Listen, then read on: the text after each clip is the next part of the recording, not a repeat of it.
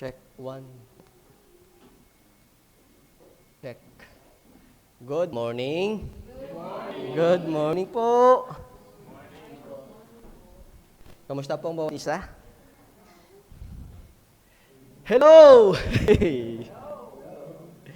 Parang nakatulog tayo ah. Ako nga po, munti ko na makalimutan. Ako pala yung preacher eh.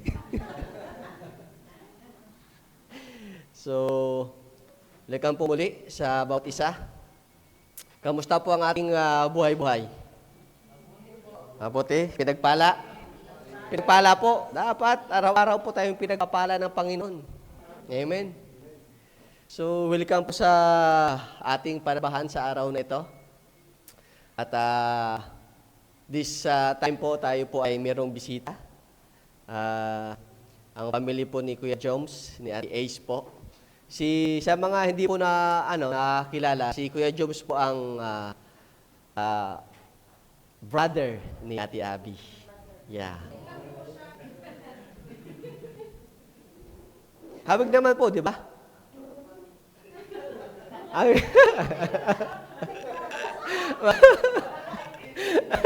Parang, Ate Abby, parang walang sumagot ah. So, si Joms din po ay sa part of si GPMI family.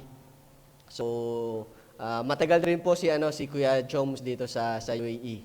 So, siya po yung nakakabatang kapatid ni Ate Joey. So, sige po, Ate Abby pala, sorry.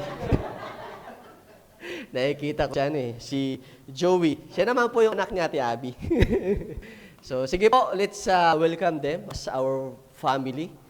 1, 2, 3. Welcome. Amen. So, yun po, they are from Dubai to Sharjah. So, again po, muli, welcome sa bawat isa.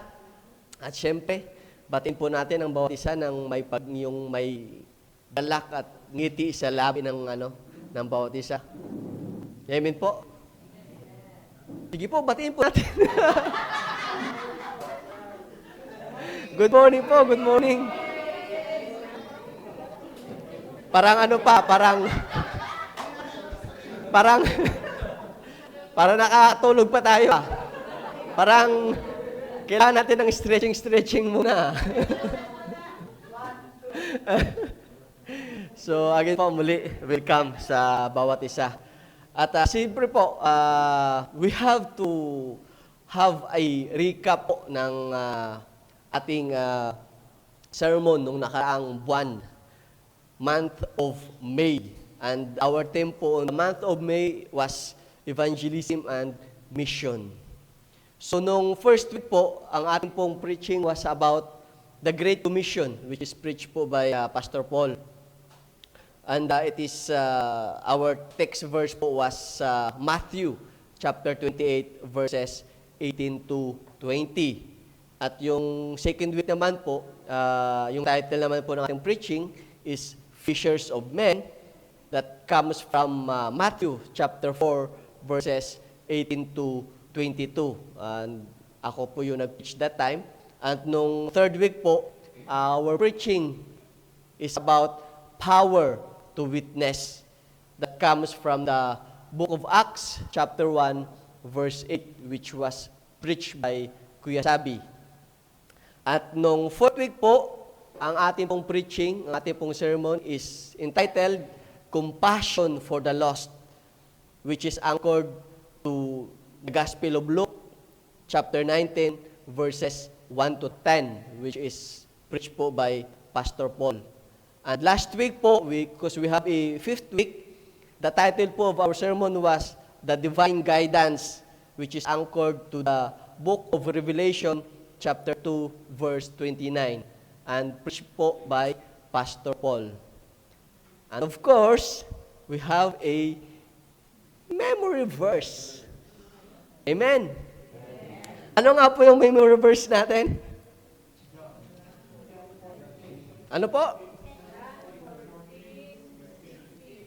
Sige nga po.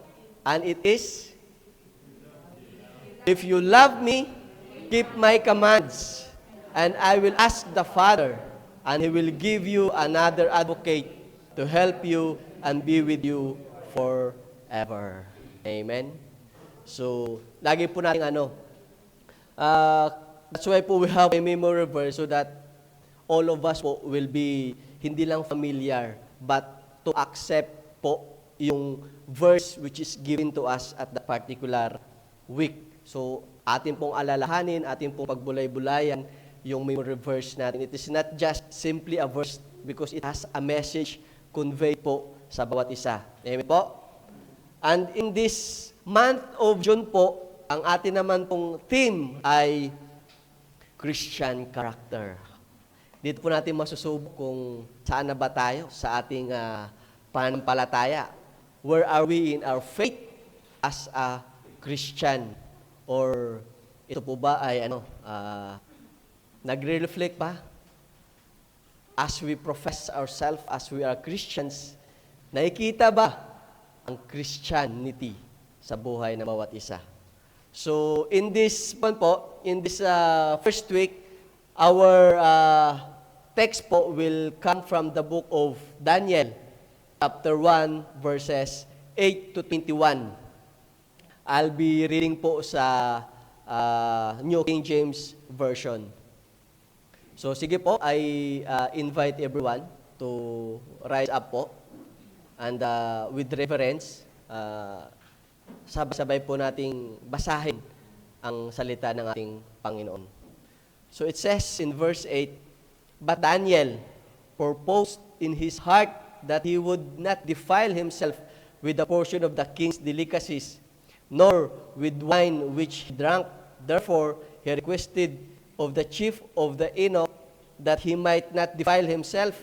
Now God had brought Daniel into the favor and goodwill of the chief of the eunuch.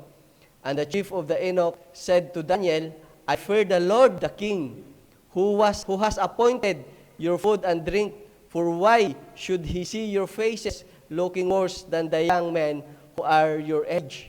Then you would endanger my head before the king. So Daniel said to the steward whom the chief of the eunuch had set over Daniel, Hananiah, Mishael, and Azariah, Please test your servants for 10 days and let them give us vegetables to eat and water to drink. Then let our appearance be examined before you, and the appearance of the young men who eat the portion of the king's delicacies, and as you see fit, so deal with your servants. So he consented with them in this matter and tested them 10 days. And at the end of 10 days, their features appeared better and fatter in flesh than all the young men who ate the portion of the king's delicacies.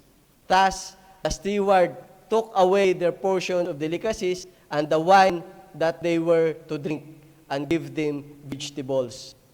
As for these 4 young men, God gave them knowledge and skill in all literature and wisdom, and Daniel had understanding in all visions and dreams.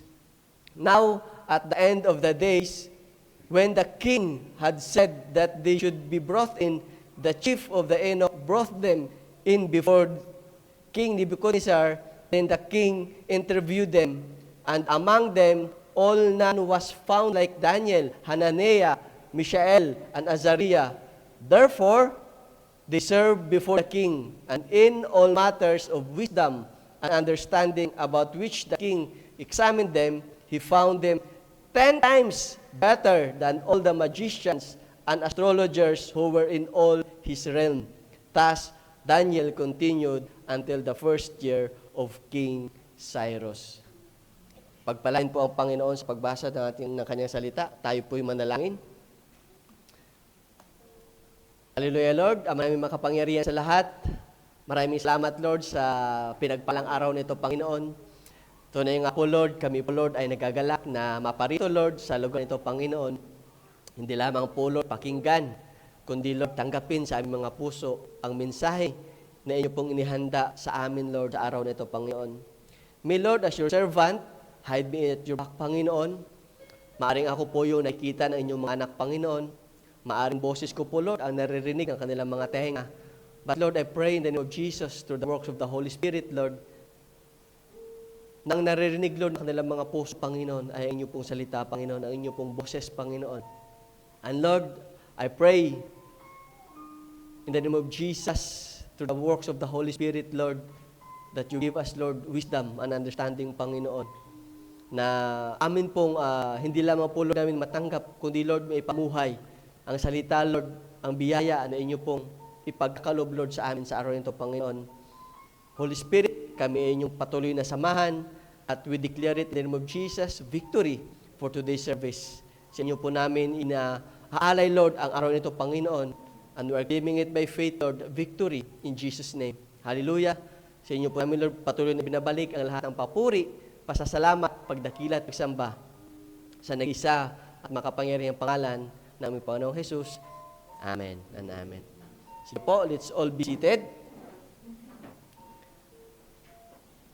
So, ang title po ng ating sermon for today is Integrity in a Compromising World. Ano po nakita natin sa ating litrato? Shortcut, greed, corruption, social pressure. Choose what's right even when it's not easy. Bigat ano? Kaya po, ang integrity po, it is defined as it is the quality of being honest, morally upright, and consistent in one's character, values, and actions, regardless of circumstances or who is watching. Kung titingnan po natin, madali lang naman, di ba? Kasi, we can be honest. We can live a morally upright kind of life. Pero ano po yung nagpapabigat sa salitang integrity? Alam niyo po ba? Consistent. Yan po yung nagpapabigat sa salitang integrity. Kasi sabi dito, consistent in one character, values, and action, regardless of circumstances or who is watching. Kasi tayo po, pwede naman tayong maging honest, pero occasionally lang, tama po. Occasionally honest lang, depende sa sitwasyon, depende kung sino yung nakakasama natin, depende kung nasaan tayo. We can live also a moral life, morally upright kind of life. Kasi tayo, maayos naman tayo pag sa loob ng simbahan, pag yung kasama natin sa paligid yung mga kapatiran. So, syempre, we have a figure na meron tayong pinangangalaga ang image. Tama? Pero pagdating sa bus, ibang usapan na yun. Kaya po ang integrity, hindi lamang siya occasional, hindi rin naman siya depende kung saan kayo at kung sino yung kasama mo. Kasi sabi doon, it should be consistent. Regardless kung saan kayo, kung sino yung kasama nyo, kung ano yung sitwasyon na kinakaharap nyo, kung sino yung nakakasalamuhan nyo, you should not be changed. You should choose and act what is right. Kung ano yung values, kung ano yung character na pinapakita nyo sa loob ng simbahang ito o kung kasama yung mga family nyo, it should be the same kung kasama mo yung pinakaayaw mong tao. It should be the same. It should be the same character. Kung sino ka sa loob ng bahay, kung sino ka sa loob ng simbahan, it should be the same character of who should be sa labas. Lalo na kung yung mga kasama mo is yung kinaiinisan mo. Pero ngayon, yung integrity po ba, baka phase out na sa vocabulary ng bawat isa, no? Lalo na sa mundo ginagalawan natin ngayon. Kasi we are now living in a world where compromise has become normal. Tama po. Okay lang na hindi ka na honest. Sino ba dito ang honest sa oras ng trabaho? Aray! So, kahit na alam natin na yung oras ng pasok natin, 8 o'clock, Okay lang, may grace period pa na 15 minutes. I-extend pa ng other 15 minutes. Tapos titix, boss, sorry, traffic ako. 9 o'clock ako makakapasok. Tapos pagdating ng uwian, alas 5 yung uwian, alas 4 yung uwian, 4:30 pa nakapack up na, ano. Pero okay lang. Kasi karamihan ginagawa naman eh. Tama po. Accepted naman karamihan, yung iba nga ginagawa, mas matindi pa. Minsan nga half day na pumapasok. Early up pa, no? Tama? So, okay lang. Okay lang na hindi maging honest sa trabaho kasi ginagawa man ng iba. Okay lang din naman na magsinungaling. Kasi, kaya nga sinabi ni Pastor Paul noong nakaraan na, di ba, lagi niyang pinasabi sa patotoo na there is a chance na pwede naman siya magsinungaling but he choose not to. Ganun din naman tayo. Lalo na sa panahon ngayon na kailangan nating magsabi ng minsan ng hindi katotohanan. Lalo na kung tanungin ka ng kaibigan mo, maganda ba ako ngayon? Oo. Labas ilong, ano. Pero ang katotohanan po sa panahon natin ngayon, maaari yung integridad po, integrity is, we are just, taking it for granted na lang. Kasi nga po, as I said earlier, yung consistency, nawawala na po. Kasi yung karakter natin, nakadepende na lang kung sino yung kasama natin. Nakadepende na lang kung sino yung nakakasalamuha natin. Mabait lang tayo kung mabait yung kausap natin.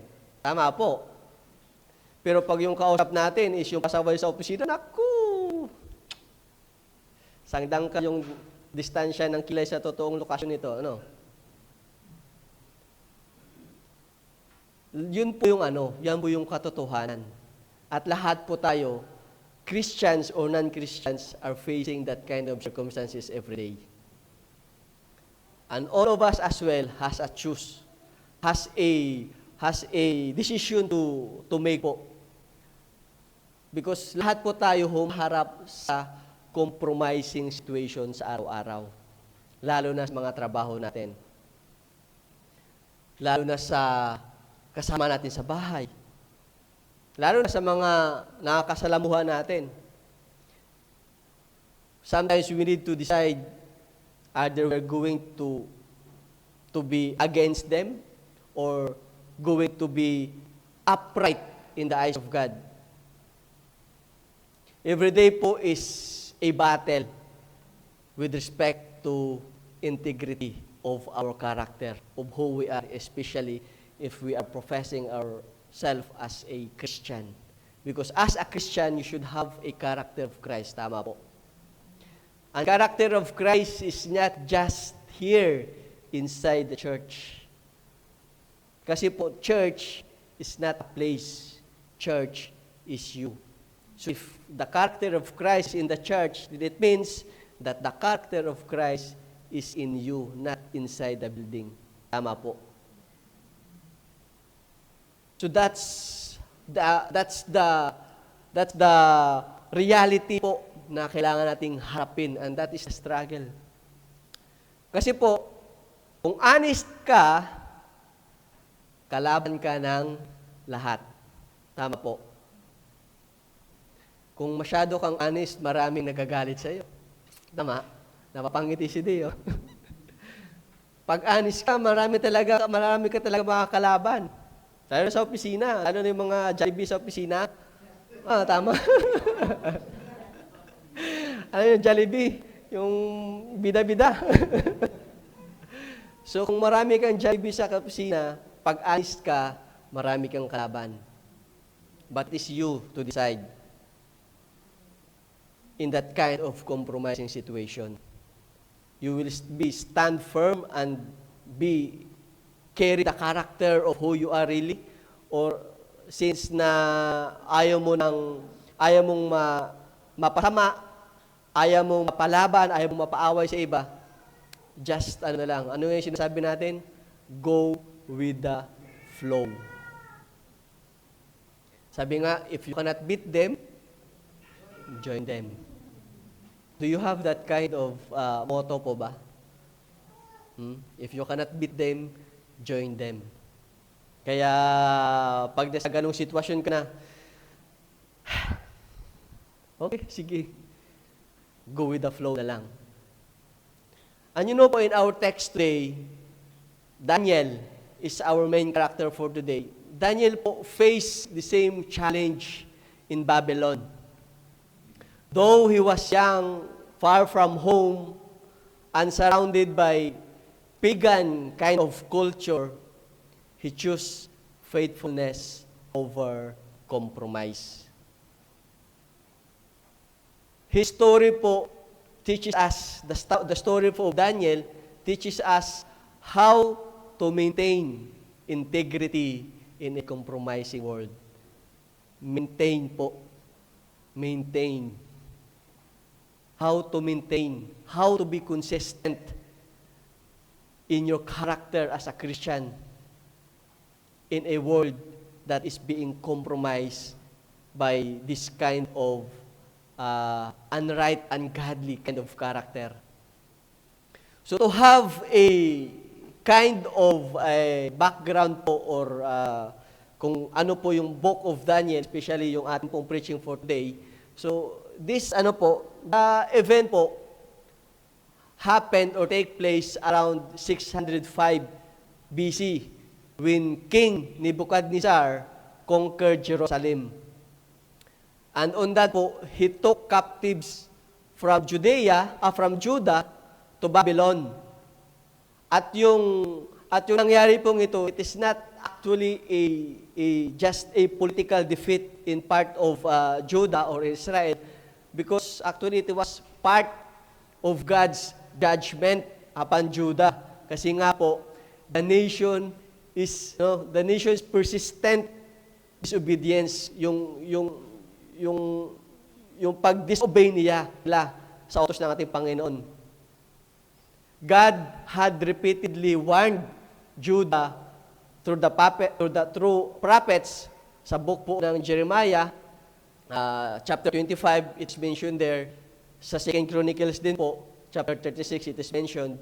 So, God repeatedly warned Judah through the prophets that judgment would come because of their idolatry and rebellion against God. And it happened in time of King Nebuchadnezzar. And at that particular time, nung nasakop na po yung Judah, King Nebuchadnezzar po, selected the brightest young men, yung mga matatalino. Brightest young men from Judah, and they were being brought to a 3-year training program. Kasi po, yung balak po ng Babylon that time is to change the identity of Israel through these chosen individuals to be trained 3 years. They were taught po yung kung ano po yung literature ng Babylon, yung language nila, yung worldview nila. So, they were being removed po, they are being captive, they are being, nilipat sila at kinuha sila from Judah, kinuha sila dinala sila sa Babylon para i-training kung ano yung kultura ng Babylon. And Babylon po is a pagan country. So, yun po yung yung balak ng Babylon. Kasi kung sino ba yung nakuha nila, kung sino man yung na-train, sila ngayon yung mag-i-input kung ano yung nakuha nila sa Babylon para i-input o ibigay doon sa Israelite. And on part of that po, yung pangalan po nila nung 4 na to is pinalitan. Si Daniel po, which his name is, the meaning po ng name ng Daniel is, God is my judge. So from Daniel, pinalitan po yung pangalan niya ng Belteshazzar. Sorry po kasi S and Z pag nagsama, baluktot na yung dila ko. So, Belteshazzar, yun po yung pinalit sa kanila, which is, connected siya sa Babylon God. So, pagan God. Si Hananiah naman po, pinalitan siya ng pangalan na Shadrach. Tapos si Mishael, pinalitan po yung pangalan niya ng Mishrak. Tapos si Azariah, pinalitan po ng Abednego. Naalala niyo po yung mga individual na sinunog pero walang nangyari sa kanila. Sila po yung mga tao na yon. Sila po yung tatlong na yon. Si Shadrach, Mishrak, and Abednego. Yun po yung mga, kumbaga, ipinangalan sa kanila kasi hindi po yun yung totoong pangalan nila. Pinalitan po yung mga pangalan nila when they are in Babylon po. Amen po? So in this kind of in this compromising situation po, Daniel and the rest po, yung mga kasama niya, yung mga kaibigan niya, remain faithful to God, the God of Abraham, Isaac, and Jacob. So to start with, sa panimula pa lang po sa ating po panimula, maintain your integrity in a compromising world by understanding that first, integrity rests on firm conviction in verses 8 to 10. So sabi po doon, but Daniel purposed in his heart that he would not defile himself with the portion of king's delicacies, nor with the wine which he drank. Therefore, he requested the chief of the eunuch that he might not defile himself. Now, God had brought Daniel into the favor and goodwill of the chief of the eunuch, and the chief of the eunuch said to Daniel, I fear my lord the king, who has appointed your food and drink, for why should he see your faces looking worse than the young men who are at your age? Then he would endanger my head before the king. So, integrity rests on firm conviction. Kagaya po ng building na kung saan nakatayo sa strong foundation. So, integrity din po rests on firm conviction. So, bago pa man po dumating sa punto na masusubok si Daniel, yung punto na haharap siya sa compromising situation, he already made a decision in his heart. Kaya nga po sabi doon, Daniel purposed in his heart. Meron na pong conviction si Daniel. Nag-decide na siya, meron na siyang decision. His decision is, sabi doon, that he would not defile himself. Yun na po yung ginawang panindigan ni Daniel sa kanyang puso, that he will not defile himself. This means po that he settled the matter beforehand. Bago man mangyari, nakatatak na kay Daniel kung ano yung gagawin niya, kung ano yung nasa puso niya, kung ano yung desisyon na gagawin niya. He determined that no matter what happened, he would not defile himself, and he would honor God by refusing to the king's food and wine. Kasi po, di ba, inoferan sila actually. It is a must po kasi yun na yun kasi nga, they are in the training, so kailangan silang bigyan ng sapat na pagkain, sapat na yung, tawag dyan, yung, di ba, pag nasa training tayo, may mga binibigay na facility yung nagtitrain. So, ganoon din po yung nangyari. Hindi nabanggit sa text kung bakit tinanggihan ni Daniel at ng kasama nila ang pagkain at ang wine na inihanda. Hindi po nabanggit yun. But, as a faithful Jew, Daniel was expected to follow, meron po kasi lang dietary regulation when time of Moses. Meron pong guidelines kung ano po yung kailangan nilang kainin, and it is mentioned po in the book of Leviticus. Doon po na-mention kung anong klase ng diet yung kailangan nilang gawin. Sa panahon po natin, mahirap yan. Kung sundin diet, ako, kaliwali. Pero at that time po, meron po silang guidelines kung ano po yung mga dapat nilang kainin, kung ano po yung mga hindi nila dapat na kainin. So, according po sa mga Bible scholars, one of the probable dahilan kung bakit tinanggihan ni Daniel at ng mga kasama niya yung inhandang pagkain o tinalagang pagkain at inumin para sa kanila is that some of king's food may have included animals that were considered unclean under sa Jewish law. Baka yung pagkain inahanda sa kanila, kaya kung nilatanggihan is, maari pong it is considered unclean. Di ba nga po, sabi ko kanina na meron silang mga sinusundan na mga pagkain. So, maari yung ibigay sa kanila is considered as unclean animals in their law, in the Jewish law. And another probable reason po kung bakit nila tinanggihan is that Babylon po kasi, as I said earlier, they are a pagan country. So food and wine were often offered to pagan gods before being served. So bago po ihanda yung pagkain, iniaalay po muna sa mga pagan gods. By eating such food, Daniel may appear to participate in idol worship.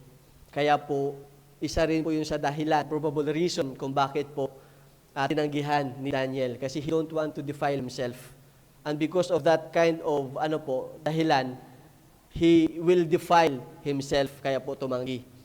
Sabi po kasi sa Exodus chapter 34 verse 15, lest you make a covenant with the inhabitants of the land, and they play the harlot with their gods and make sacrifices to their gods, and one of them invites you and you eat of his sacrifice. So, yan po, talaga pong before po ihanda yung pagkain, iniaalay po muna sa pagan gods nila.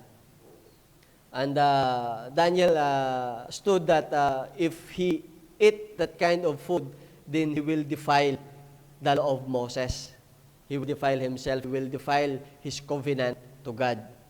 Sabi din po sa 1 Corinthians chapter 10 verse 20, no, but the sacrifices of pagans are offered to demons, not to God, and I do not want you to participate with demons. So, ganun po talaga yung custom nila that before, na yung mga pagkain po na inihahanda nila, talaga pong ino-offer muna nila, inaalay muna nila sa kanilang mga gods, pagan gods. So, siguro, guys, sa atin, minsan, di ba, merong mga gawain o merong mga kultura, lalo na kung sa mga malaking handaan, na yung mga pagkain talaga is inaalay mo na, pinagdadasal mo na sa mga tawag nito, pinaniniwala natin mga Diyos-Diyosan. So, ganun din po sa kanila. So, since Daniel has a strong or firm conviction sa kanyang puso na hindi niya i-defile yung sarili niya, kaya nga po niya tinanggihan yung mga pagkain na inaalay sa kanila. But whatever the exact, that was, naman po yun it's, wala po kasi sinabi kung ano talaga yung tunay na dahilan. But as per the Bible scholars, yun po yung mga probable cause or reasons kung bakit tinanggihan ni Daniel at ng mga kasama niya yung pagkain na inaalay sa kanila o binibigay sa kanila. But whatever the exact reason is, Daniel knew that eating it would violate his relationship with God.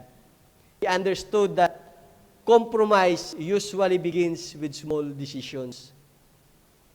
Tama po ba? Compromise begins with just small decisions. Pagkain lang naman po yun. Actually, pwede naman nilang tanggapin. Pwede naman nilang tanggapin . Kasi nga po, unang-una, malayo sila sa kanilang mga tahanan, wala namang nakakakita sa kanila, wala namang mga priest na nakakatingin sa kanila, wala namang mga family member na maaaring mag-check kung kumakain sila o hindi. So, pwede na lang kainin. At, syempre, yun naman po yung yung custom, yung kultura ng bayan na kung saan dinala sila. Yet, Daniel and his friend understood that God was watching. Kung hindi man alam ng mga priest doon sa Jerusalem, sa Judah, kung hindi man alam ng mga family nila, Hindi man nakatingin sa kanila kasi malayo sila eh. But they understood that God is watching them.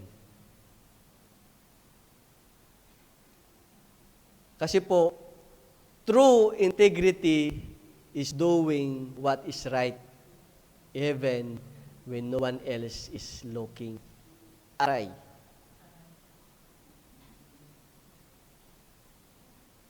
Aray po ano? Lalo na kung wala nakatingin. Sabi doon.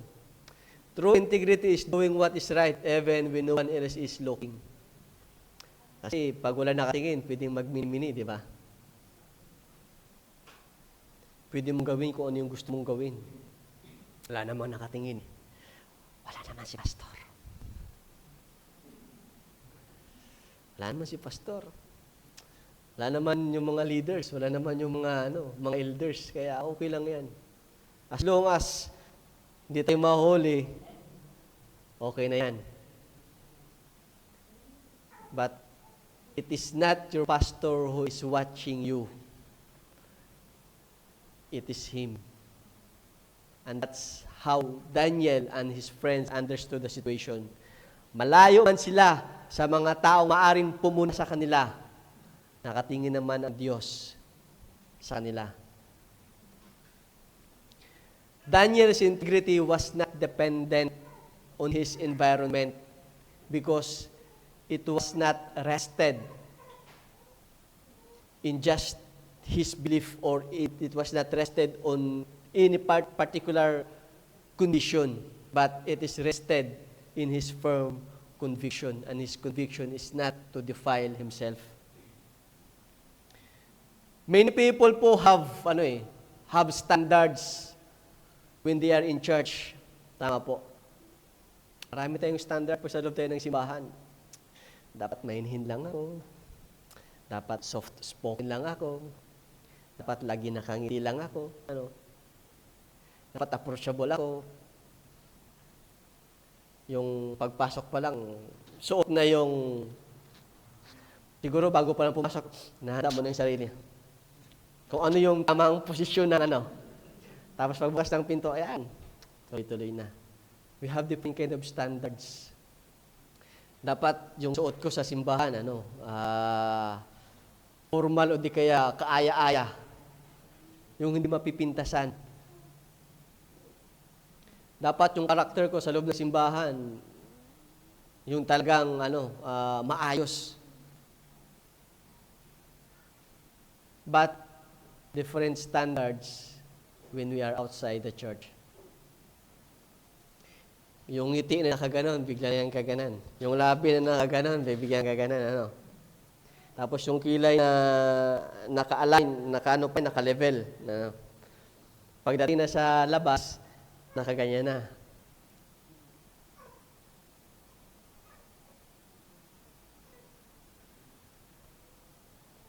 Integrity po starts in the heart before it is seen in action. Tama po. Dito po yung nagsisimula. Bago po siya lumabas, dito na siya magsisimula. Kaya nga po sabi sa Proverbs chapter 4 verse 23, guard your heart above all else, because for it determines the course of your life. Before Daniel faced the pressure of compromise in Babylon, he had already guarded his heart. Ano ko sabi kanina? He purposed his heart. He already guarded his heart and determined to obey God. The world po influences us through social media. Yan po yung mga factor na nakukuha natin sa mundong ito. Social media, yung friends, yung kultura na kung saan tayo, yung mga personal desires natin. At kung hindi po tayo maingat, yung mga factors that influences us can slowly weaken our commitment to God. Kung yung pina-follow mo sa social media, toxic. Oh, yung parang laging halos araw-araw, problema na lang, yung parang halos araw-araw, gulo ng mundo yung isinishare. Tapos yung mga comment pa, pag yun yung social media na pina-follow mo, yung character mo, maapektuhan if you will not guard your heart. Lalo na kung yung mga sinusundan mo, yung mga artista, o di kaya yung mga ano, tapos pag nag-post sila, nag-comment sila, syempre, magko-comment ka rin, maiki-ride on ka rin. Kasi, trend eh.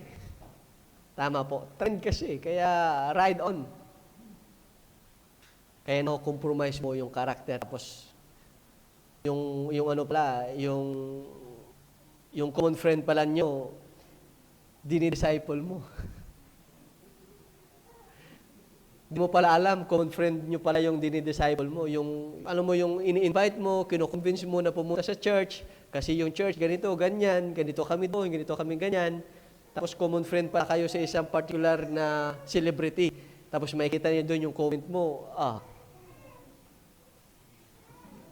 ganun ba? Tapos maglalag sa comment mo, wala na. Kalas. You compromise your character, the character of Christ that you profess inside you. Social media, sa kaibigan, mga kaibigan na kasama natin, kaya nga po, di ba sabi, be careful kung sino yung kaibigan na sinasamahan natin. Kasi, ano yung sinasabi yung ano doon? Bad company corrupts good character. Tama po ba? Bad company corrupts good character.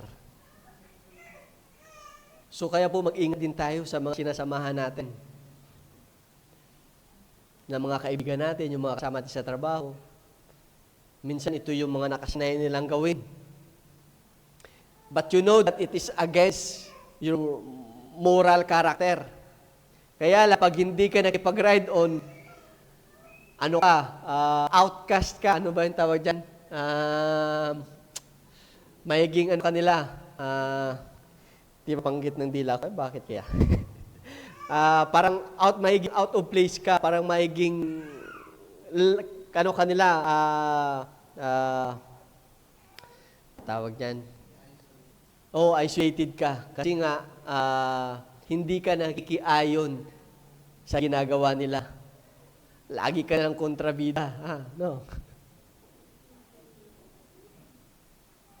Ganun yung mga kinakaharap natin. And if we are not guarding our hearts, those factors that influence us might slowly, hindi pa natin mararamdaman ngayon, but slowly, it weakens your commitment to God until such time na dating niyaya ka nila, ngayon ikaw nang bida sa kanila. Ikaw dati yung umuupo sa kanila, hindi, wag nating gawin yan, masama yan, wag, hindi yan ano. But because of this influence, yung karakter mo napapalitan, ngayon ikaw na yung nagyaya sa kanila. Tara, shot muna tayo, wala na. Dati payaw-ayaw ko pa. Ganyan ka pa. Yung meme na ano, yung ganyan ba yung meme na yon? Yung pag niyayaya ka, pag ayaw mo, nakaganyan. Ganyan ba yon? Sino ba yung DJ, rapper na yun nakaganyan? Ngayon, yun yung nagyayaya sa kanila. Patak-patak. So mga kapatid, be intentional po about what you allow into your mind and heart because it will affect your decisions and character. Kapag ano po ba yung laman ng puso mo ngayon? Ano po ba yung laman ng puso mo ngayon? Ano ba ang laman ng puso mo, kapatid? When you guard your heart, you guard your integrity. Kasi nga po, the direction of your heart is shaped by the condition of your heart. Godly convictions led to godly choices. The direction of your life is shaped by the condition of your heart. Kasi kung ano yung laman ng puso mo, yun yung labas sa'yo. Kung ano yung meron sa puso mo, yun yung sinusunod mo. So godly conviction, if you have a godly character, you will be leading to godly choices. So kahit na humarap ka man sa mga compromising situation, you are standing firm in your conviction. You can say no if it is not upright in the eyes of God. So paano po ba natin ma-shape yung puso natin? Paano po ba natin mahuhugis? Kasi diba, yung alam natin, yung hugis ng puso, ganyan. Paano po ba natin mahugis yung puso natin sa karakter ng ating Panginoong Jesus? May sagot po dyan ang Biblia. Kasi sabi po sa Psalm chapter 119 verse 11, I have hidden your words in my heart that I might not sin against you. I have hidden your word in my heart that I might not sin against you. So ano yung dapat mong ilagay sa puso mo? Salita ng Diyos.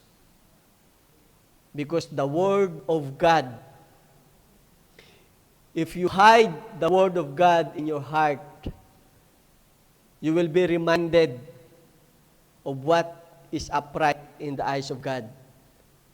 And that is the decision that you should do. Let your heart be the hiding place of the Word of God.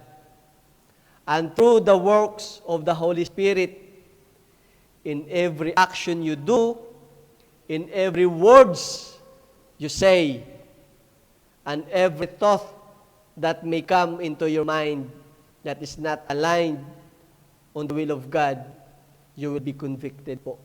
There is a correction agad. There is, alam nyo po yung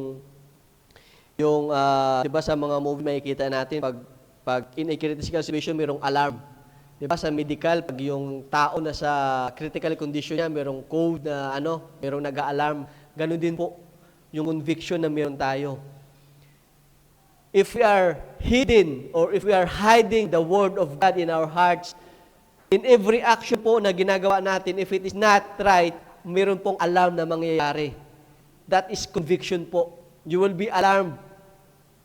Kung meron kang sinasabing salita na hindi dapat sabihin, or minsan, kahit na minsan nabanggit mo na, merong mag-alarm sa'yo, merong mag-convict sa'yo, kaya yung ginagawa mo, you will approach those person and you say, sorry.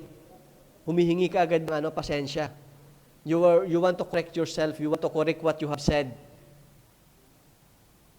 At ganoon din po sa mga thought na pumapasok sa isipan natin.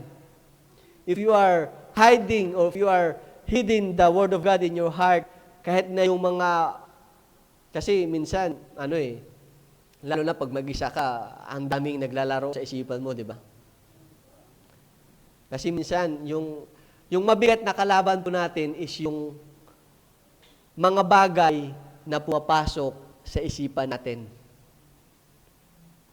So, if you are hidden the Word of God in your heart, even those thoughts na pumapasok sa isip mo, if it is not upright in the eyes of God, merong alarm, merong conviction na mangyayari. And that is how God guards your heart, through conviction po. And that is the works of the Holy Spirit. Para pag ikaw humarap sa mga compromising situation, you will not go onto it. Your integrity will not be compromised. You will not put shame in the name of Christ. Amen? You will not put shame in the name of Christ. Kasi po, I have experienced that so many times. sa isang tao lang. Kasama ko po siya. And that particular individual po, meron po siyang hindi magandang karanasan sa Kristiyano at hindi lang isang beses. Kaya nga, sinasabi niya sa akin dati, nagpi-prayer meeting naman siya. Diba, dati, online. So, nakikita niya, umatin naman ng prayer meeting, meron namang Bible study, meron namang worship service, niya natinan. Pero bakit niya ginawa sa akin yung bagay na yon? Kasi that Christian, kumbaga, dinala sila sa isang sitwasyon na alanganin. Tapos iniwan sila sa sitwasyon na yon. Lahat, sabi niya sa akin, lahat ng mabuting paikitungo, binigay namin sa Kanya. Lahat ng mabuting paikisama, binigay namin sa Kanya. Pero bakit niya kami dinala sa sitwasyon na yon? Sino ba ang Diyos na sinasamba niya? Ganun din naman, and the other time, same person, nagkaroon sila ng hindi maayos na usapan ng isang Kristiyano din. Tapos, minura siya ng Kristiyano na yun. Ganun din yung sabi niya. Sino ba yung Diyos na sinasamba niya? Baka iba yung Diyos na sinasamba niya. That is why integrity, Christian character is very important. Kasi nga po, hindi naman ikaw yung napupulaan ang Diyos. Kasi nga po, you are carrying the character of Christ. So, whose name was put on shame? Is it your name? No. Kasi yung tanong, sino ba ang Diyos na sinasamba niya? It is the name of Christ was being put to shame. Kasi, at any time, pag hindi na kayo nagkita, makakalimutan ka niya eh. Pero yung impact sa isipan niya, the question, kaya nga po, ang hirap niyang i-invite. Not because he's not open in this kind, but because of the character na encounter niya. Kristiyano, pero ganyan. Kaya po, yung character natin, yung integrity, Christian character na sinishape tayo sa loob, should be the same character na lumalabas sa labas. Is it my phone po? No, sorry. So, yun yung natin. Yun yung kailangan natin pangalagaan. That's why we need to guard our heart. And that's why we need to hide the Word of God sa puso natin. Kasi nga po, kung ano yung laman ng puso mo, yun yung lalabas sa'yo. Amen? So, kung yung laman puso mo, yung salita ng Diyos, yung lalabas sa'yo, salita ng Diyos.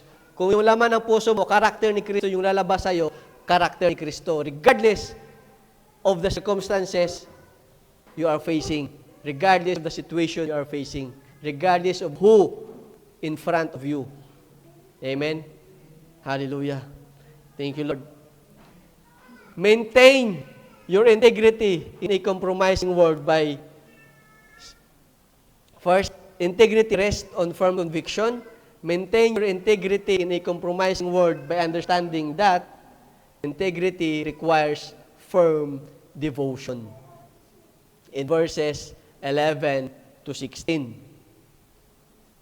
Sabi po doon, so Daniel said to the steward whom the chief of Enoch had set over Daniel, Hananiah, Mishael, and Azariah, please test your servants for 10 days and let them give us vegetables to eat and water to drink.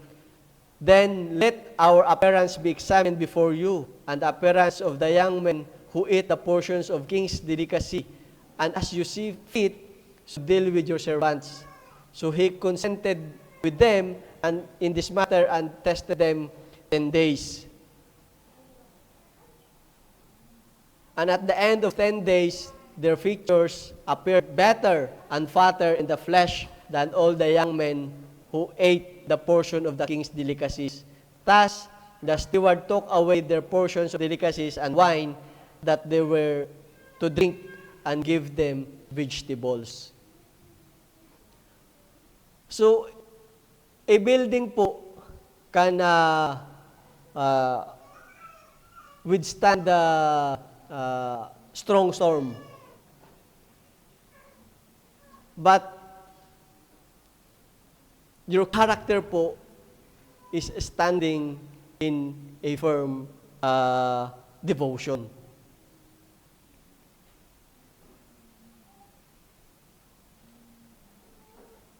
Sorry po.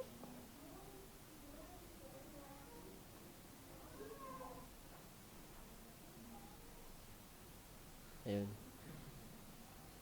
So a conviction po, a conviction that remains only in your heart is incomplete.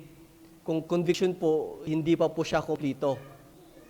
A conviction that remains only in the heart is incomplete because genuine convictions will eventually be tested and must be expressed through action. Daniel's firm conviction now requires firm devotion. So after establishing his conviction, Daniel acted upon it. Conviction po is what Daniel believed. Devotion is what Daniel did because of what he believes. Yung devotion po natin, yun po yung action, yung lumalabas sa atin.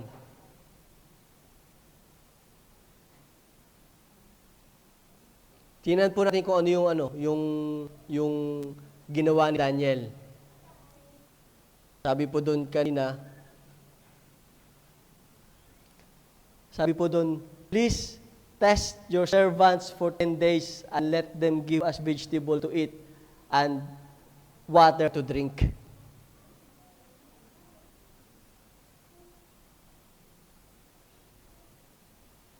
Hindi po siya nakipag-argue.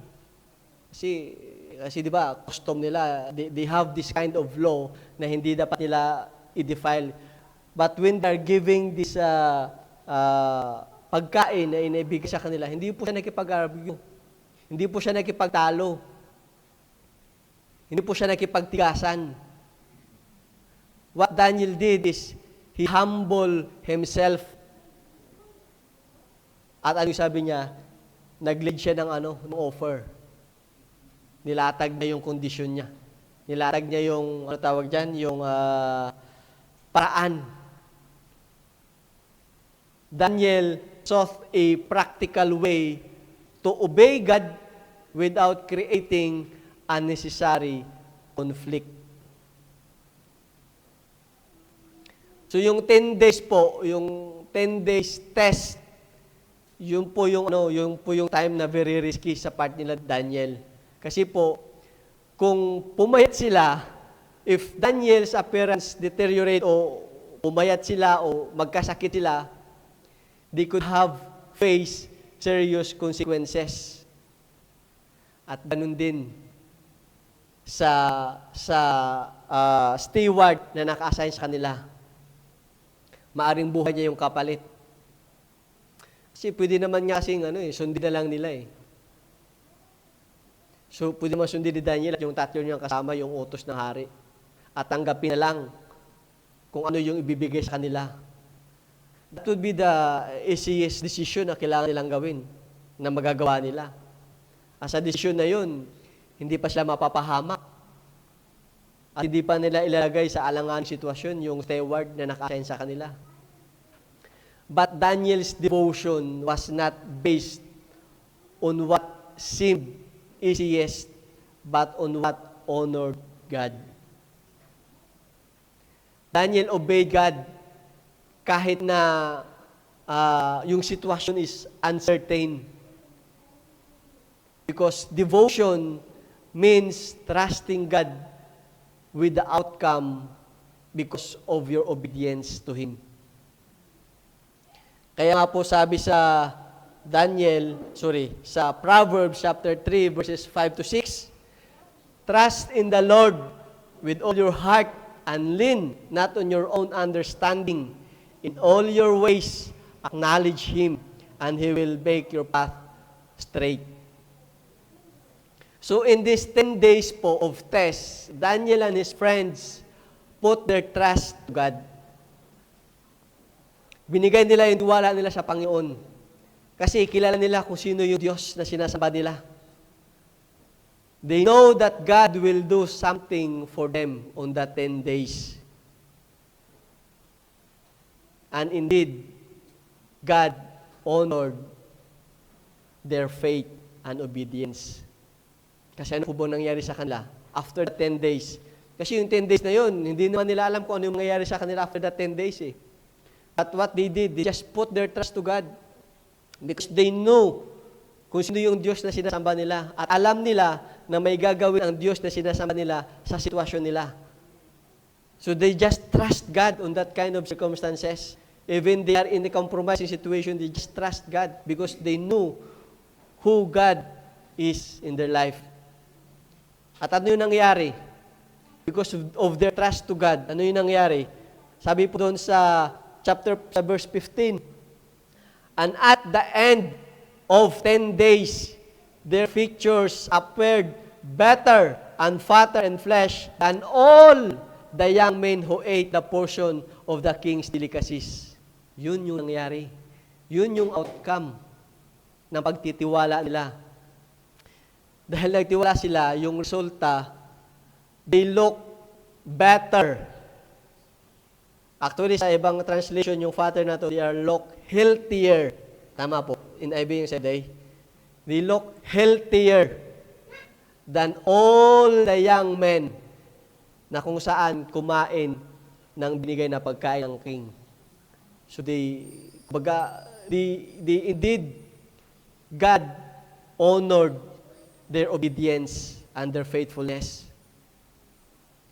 Hindi sila pinabayaan ni Lord. Hindi sila hinayaan na mapahamak because the result was in favor of them.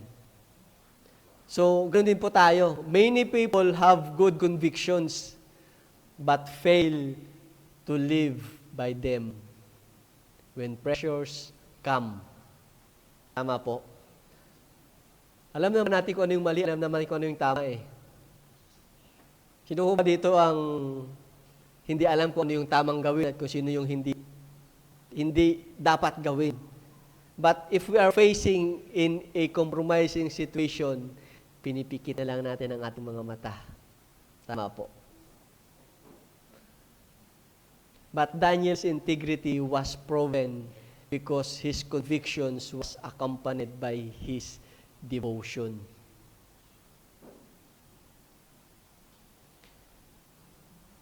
Sabi po sa James chapter 1 verse 22, do not merely listen to the word and so deceive yourselves, do what it says. Sabi ni Kuya, walk the talk. Walk the talk.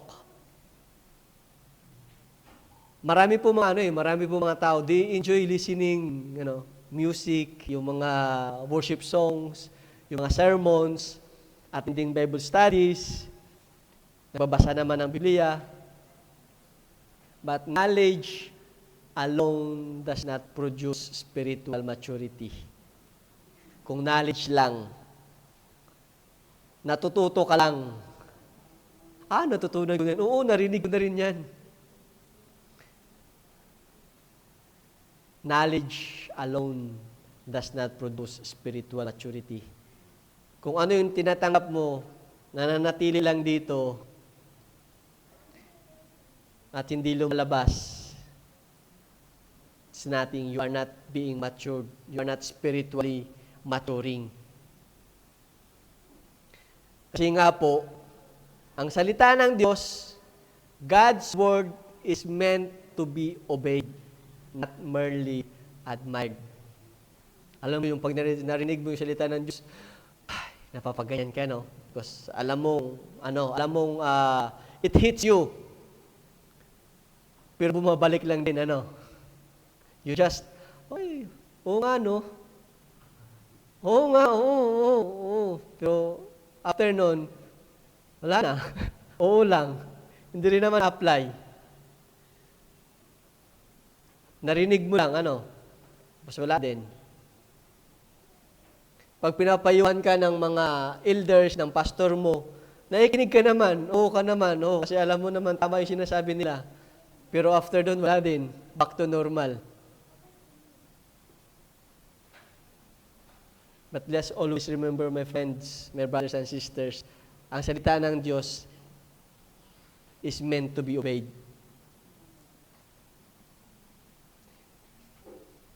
Hearing about forgiveness, narinig mo sa preaching about forgiveness, pero ang dami mo pa rin kagalit.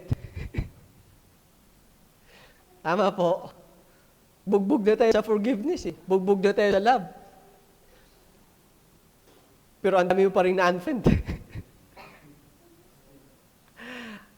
Ang dami pa rin dislike. Pag may mga pinopost, ang dami pa rin yung angry emoji ba yun? Bugbog na bugbog ka na sa forgiveness, pero ang gas pa rin ng puso mo. You're hearing the sermons about honesty. Pero patuloy pa rin tayong nagmimini-mini. Alam po ba yung mini-mini? Salitang ano yun eh? Salitang Arabic, is that Arabic kuya? Kasi marimit ko yung naririnig sa mga labors namin pag mayroon silang ginagawang hindi dapat, yung nag-cheat, yung cheating. It's just mini-mini. It's just a cheating word, slang word siguro. I'm not sure. I don't, pero yun yung sinasabi nila. Bugbog ka na rin sa mga preaching about prayer. Pero laging huli sa listahan si Lord sa sitwasyon mo. We are always hearing about holiness, but we are still continue to live in a life of compromising.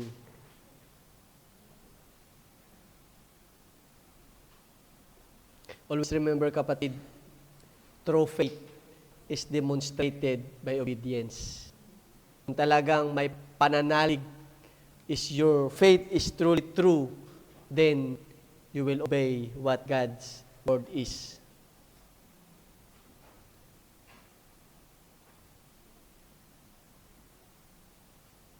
When you receive the word of God, first, you believe it.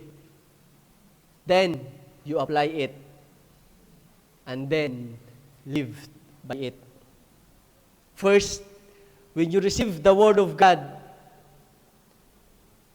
first, you should believe it, accept it, receive it, believe it, then, apply it. Don't just receive and then ilalagay mo lang sa bulsa mo. Narinig mo yung salita nyo, ilalagay mo lang sa bulsa mo. Believe.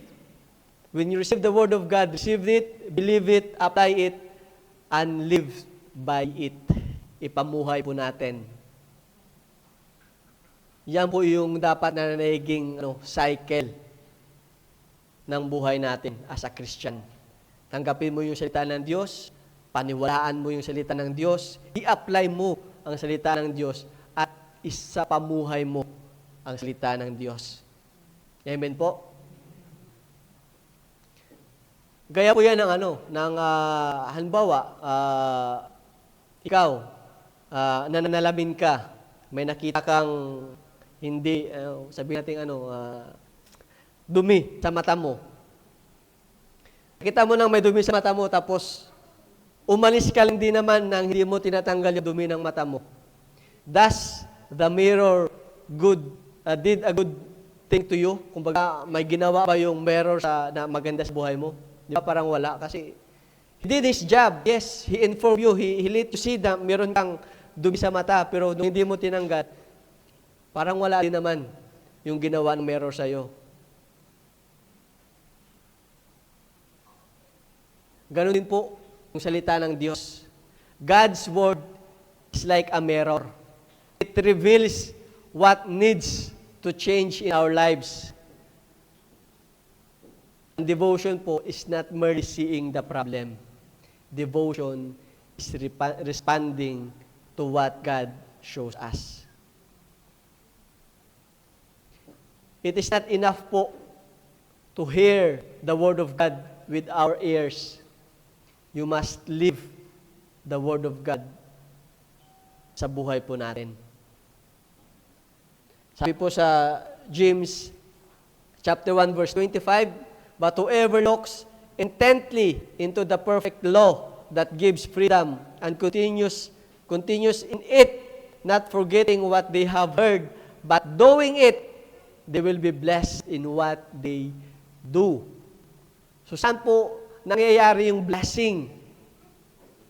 God blessing is not promised to those who merely hears it, who not merely hears His word, but to those who obey it. Tama po ba?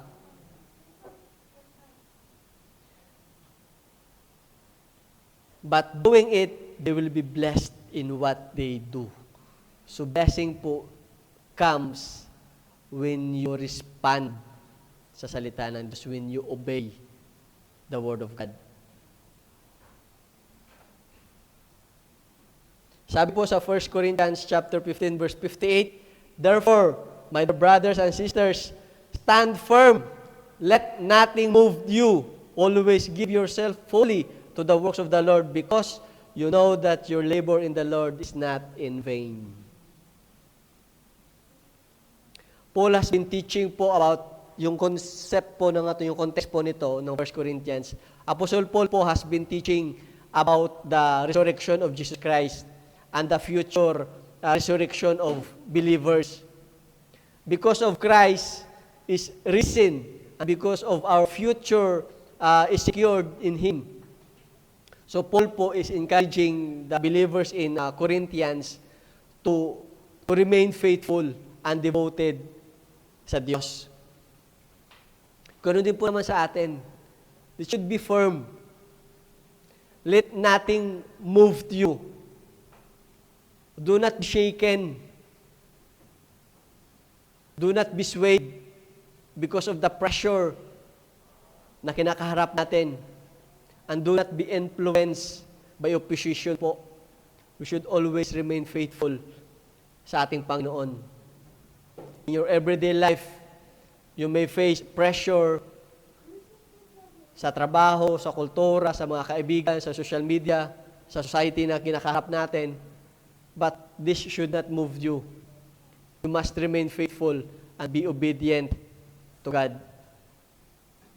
God wants you to have a wholehearted devotion, not a occasional commitment lamang na kumbaga, pili lang. Never think that your obedience is being wasted po. Because God is always watching. Kaya nga po sabi doon, your labor in the Lord is not in vain.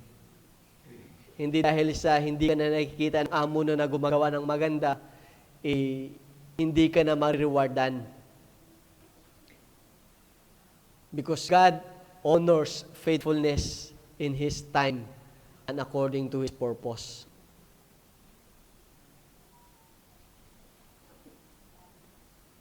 Maintain your integrity po in a compromising situation. Because that is your character po. That is who you are. Maaaring hindi ka mapansin ng mga tao, nagnagawan mo ng maganda o ginagawan mo ng tama.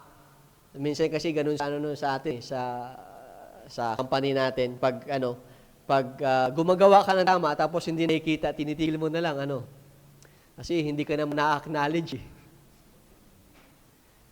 Hindi naman nakikita yung mga mabubuti mong gawa, kaya hindi mo na lang pinagpapatuloy. But,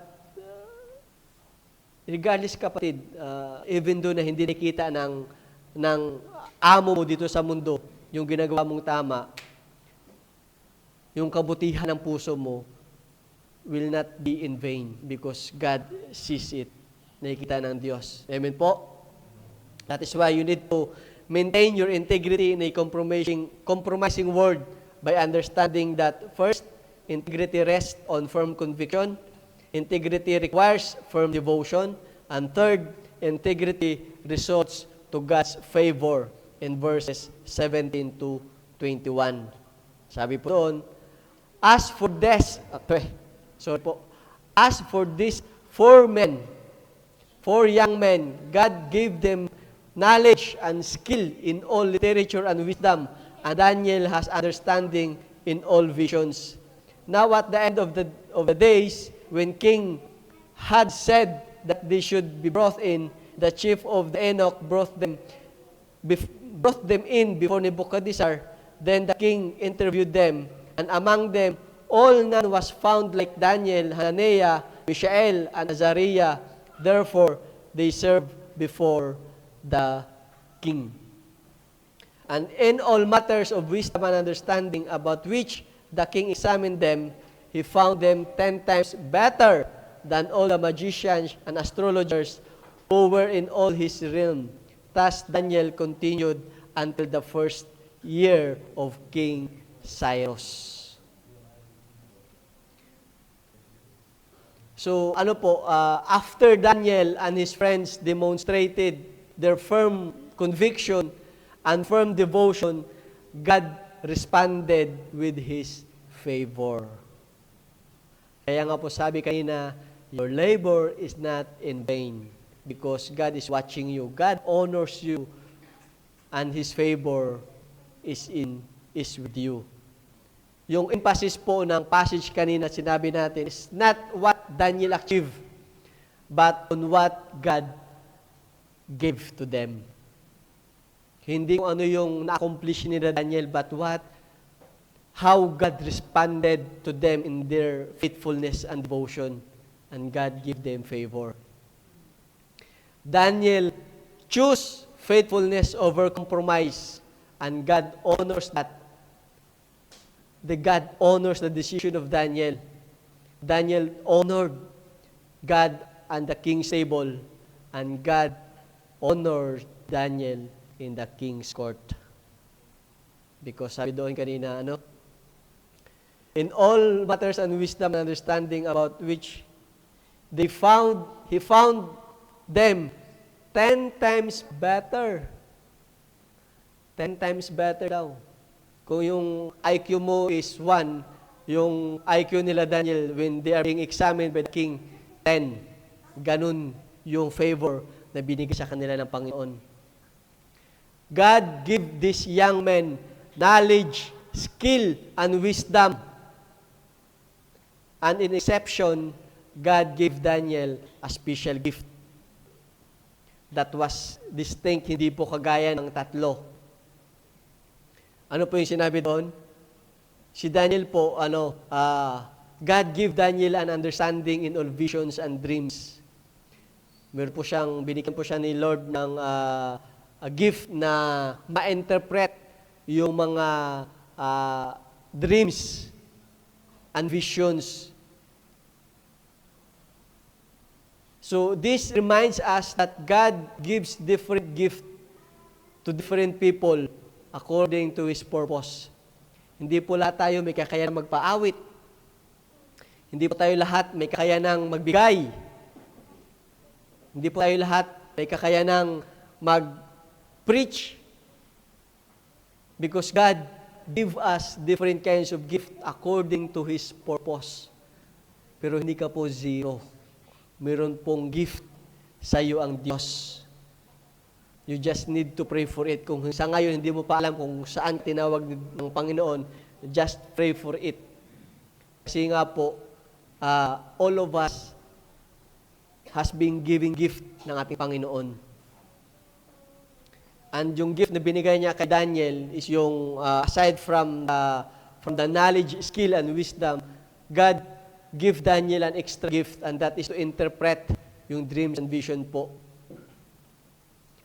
God equipped Daniel for a specific ministry na i-prepare niya para sa kanya. So Daniel received a unique gift that the others did not receive. But it was not because he was moved, he was more valuable than others, but rather God sovereignly equipped Daniel for specific calling. At nangyari po yan when Daniel interpreted the dream of the king. So always remember po, in 1 Samuel chapter 2 verse 30, therefore the Lord God of Israel says, I said indeed that your house and the house of your father would walk before me forever. But now the Lord says, far be it from me. For those who honor me, I will honor, and those who despise me shall be lightly esteemed. So when you maintain po your integrity before God, when you remain faithful and obedient to God, it will not go unnoticed by God, because God sees it and honors it. God rewards your faithfulness. Hindi mo man po nakikita ngayon, but God is faithful. God's favor does not always mean wealth, promotion, or an easy life. Kasi po kung yung God's favor is lahat wealth, siguro wala na tayo dito ngayon, ano? Lahat po tayo favored by God, right? So kung yung favor ni Lord is wealth, siguro ngayon mga ano tayo, no? Mga may kita niyo siguro ako dito, ano, tawag to, yung gold baka ganito nakalaki. But God's favor is not always about wealth, promotion, or an easy life. Because God's favor is His presence, His blessing, His wisdom, His guidance, His peace, His protection in our life. Yung favor po ni Lord sa atin, na kahit na ang bigat-bigat na ng dinadala natin, yung bagyo na kinakaharap natin, napakalakas, we have that kind of peace. A peace that surpasses all our understanding. Nakakangiti ka pa rin. Nakakalaban ka pa rin. Because you can feel the presence of God in your life. That is the favor of God. Yung presensya niya sa buhay mo. Sabi po sa Hebrews chapter 6 verse 10, for God is not unjust to forget your work and labor of love which you have shown toward His name, in that you have ministered to the saints and do minister. Sometimes doing the right thing feels unnoticed po, pero hindi po ganoon ang Panginoon. Nakikita po niya lahat ng ginagawa natin, lahat ng pagpapagal natin. Nakikita po ng Diyos. He's not unjust na sa tingin mo, hindi naman siguro napapansin ni Lord yung ginagawa ko kasi hanggang ngayon wala pa akong trabaho. Siguro hindi nakikita ng Lord yung pagpapagal ko kasi hanggang ngayon wala pa akong boyfriend. Siguro yung pagpapagal ko hindi nakikita ng Diyos kasi ngayon hindi pa ako napopromote. Alam mo yung always self-pity tayo na akala natin yung pagpapagal natin sa Diyos hindi niya nakikita. Kaya akala natin wala pang nangyayaring maganda sa buhay natin. But never assume, my dear brothers and sisters, never assume that your obedience is invincible. God sees. Nakikita po ng Diyos. Nakikita po ng Diyos yung panalangin mo. Nakikita po ng Diyos yung integridad mo. Nakikita po ng Diyos yung sacrifices na ginagawa mo. Nakikita po ng Diyos ang faithfulness mo. At yung blessing po ng Lord, mag-antay-antay ka lang. Kasi sigurado, darating yan. Sabi po sa Matthew chapter 5 verse 16, in the same way, let your light shine before men, that they may see your good deeds and praise your Father in heaven. When God blesses you in your career, in your ministry, in your finances, in your abilities, use those blessings to honor Him. Kung kayo po ay pinagpala sa anumang area ng buhay nyo, use that blessing to honor God. Because, my dear brothers and sisters, the purpose of God's favor is not self-exaltation, but God's glorification. Kung ano po yung favor na binigay sa iyo ni Lord, use it to glorify His name. Because it is designed for that. Hindi yan binigay sa iyo ni Lord para ipagyabang mo yung sarili mo, na ipagyabang mo sa lahat yung narating mo.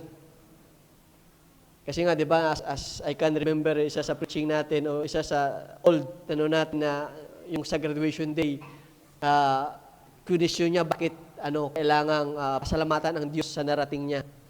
Kasi siya naman yung nag-aral ng mabuti. Should not be like that, kapatid. Lahat po ng meron tayo, it is favor of God. So use that favor to glorify God, not to exalt ourselves. Amen po? Kasi we can have nothing if God will not give us favor. Lahat po ng meron tayo nanggaling po sa Diyos. Amen? Sabi po sa Proverbs chapter 20 verse 7, the righteous man walks in his integrity.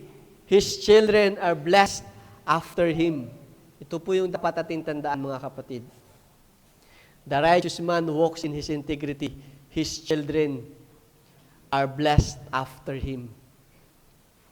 The word po, walks, refers to your daily lifestyle, your conduct mo, yung pattern ng pamumuhay mo.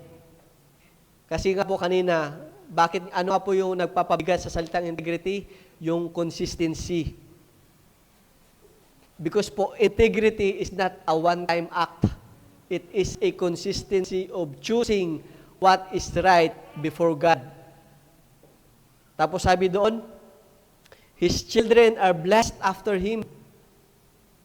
It does not mean po na if you are a righteous parent, it guarantees salvation or prosperity sa mga anak natin. But rather, it means that a life on integrity lives spiritual, moral, and relational blessing sa next generation. Kasi kapatid, children are influenced by what they see. Tama po. Children are influenced by what they see. They learn honesty from an honest parent. Amen? Hallelujah. They learn honesty from an honest parent. Faithfulness from a faithful parent. Godliness from a godly parent. Kaya po kayo, mga magulang, ang titingnan ng inyong mga anak. What they see from you, you will pass it on to them. The parents' greatest inheritance is not what they have to leave to their children. It is not your wealth, it is not your possession, it is not your status, but what they leave to their children. A godly example. Your children po may forget what many things you says, but they often remember what or how you live. Amen po? Kaya po, tayo bilang mga magulang, mga kapatid, mga anak, kung ano po tayo, yun po yung malimit na nakukuha ng ating mga anak. When you walk in integrity, you can live the result in God's hand because His favor is always better than the world's reward. Amen po.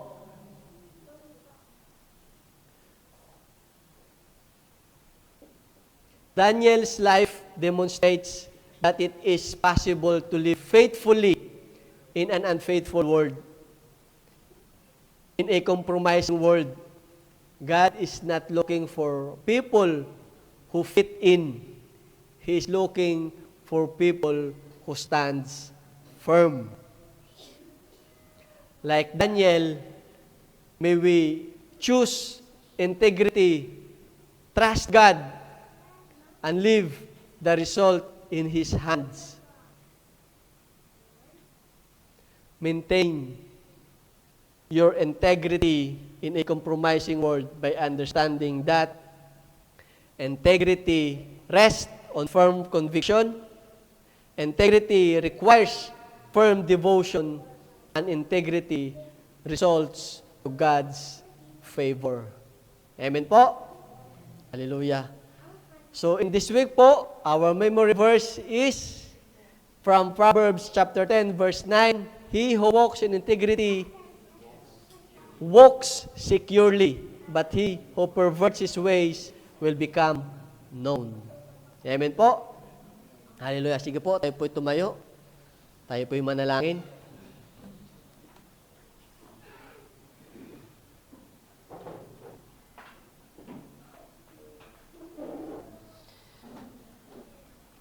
Mga kapatid, tayo po'y manalangin. Hallelujah.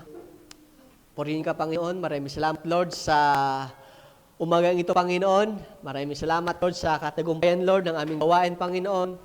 Maraming salamat, Lord, sa wisdom na inyo pong binigay, Lord. And Lord, I pray in the name of Jesus na ang mensahe po, Lord, na inyo pong binigay sa amin, Lord, ay hindi lamang po, Lord, natanggap ng aming mga isipan.